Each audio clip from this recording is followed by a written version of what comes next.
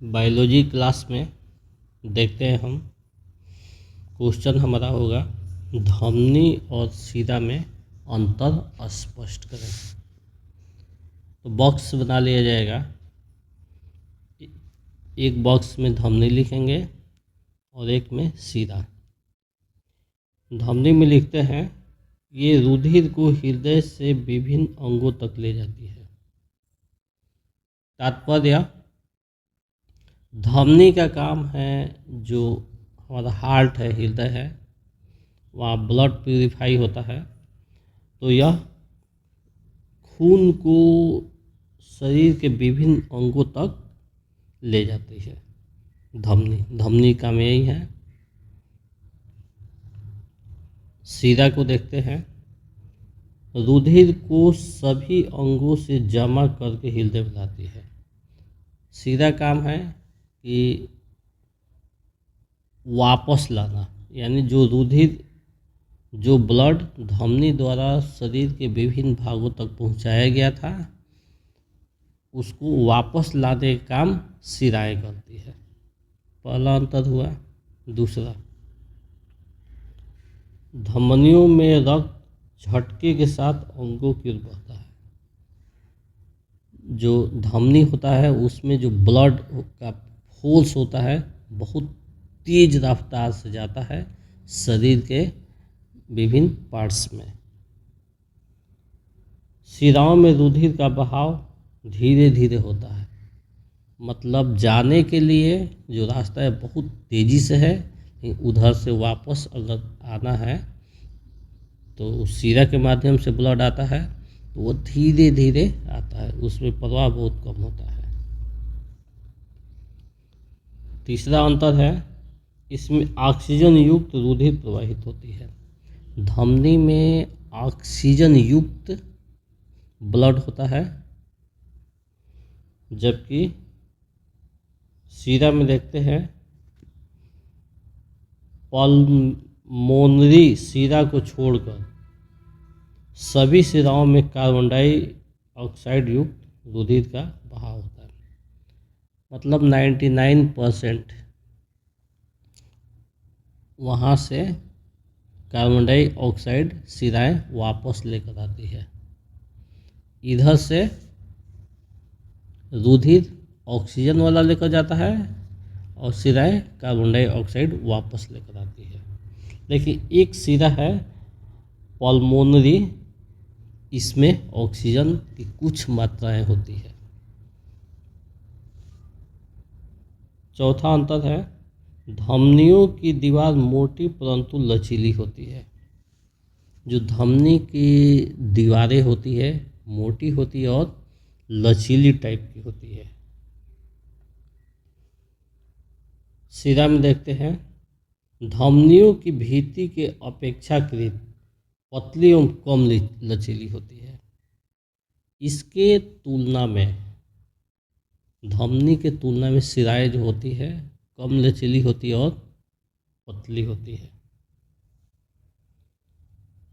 धमनियाँ अधिकांश मांसपेशियों की गहराई में स्थित होती है। जो धमनी होती है वो मांसपेशियों की गहराइयों में पाई जाती है, मतलब अंदर पाई जाती है। शिराएं शरीर के ऊपरी सतह पर पाई जाती है। जो शिराएं होती है वो शरीर के ऊपरी सतह पर पाया जाता है। धमनियों में कपाट नहीं होती है।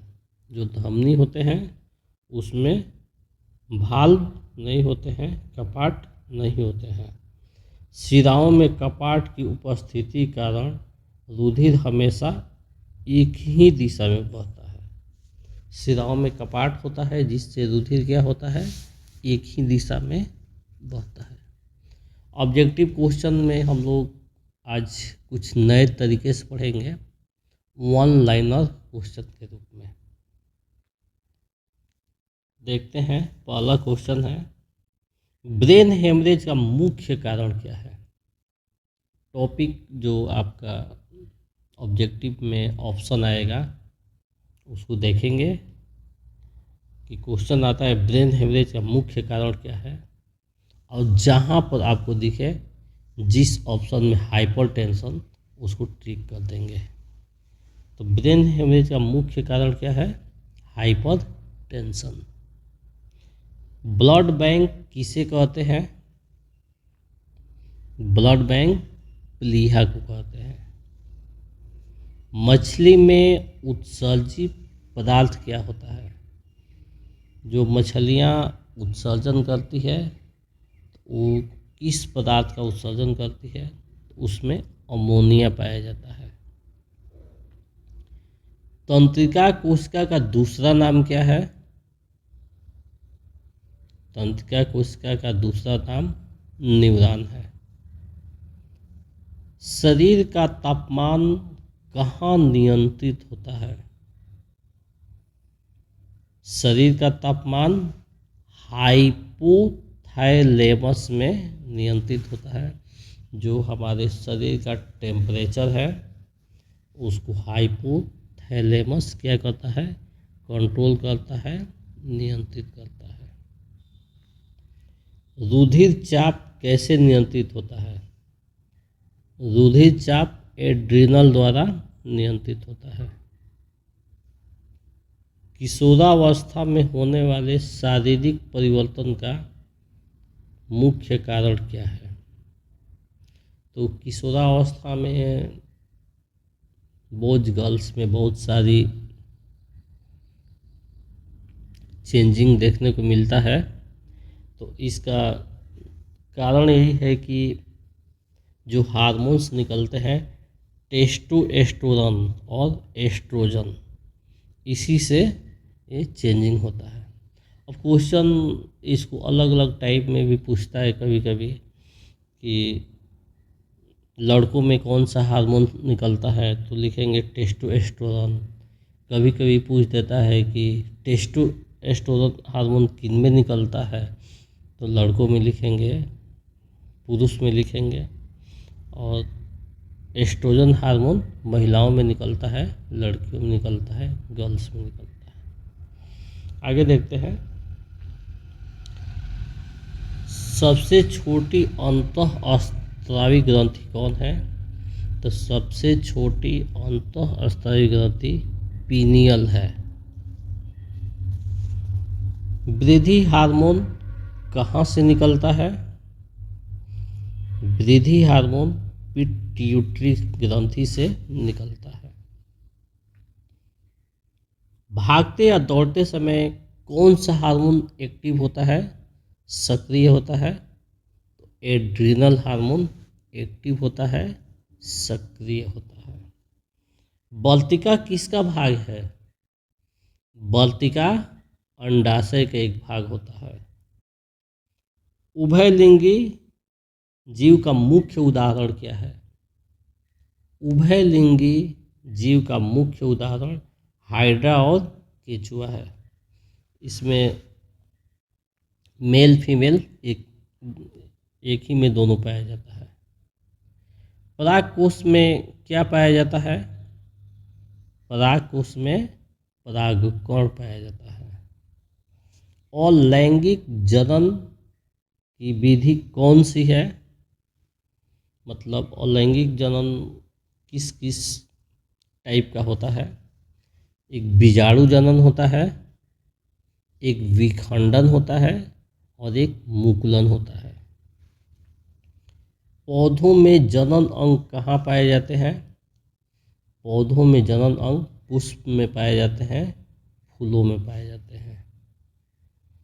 डीएनए कहाँ पाया जाता है?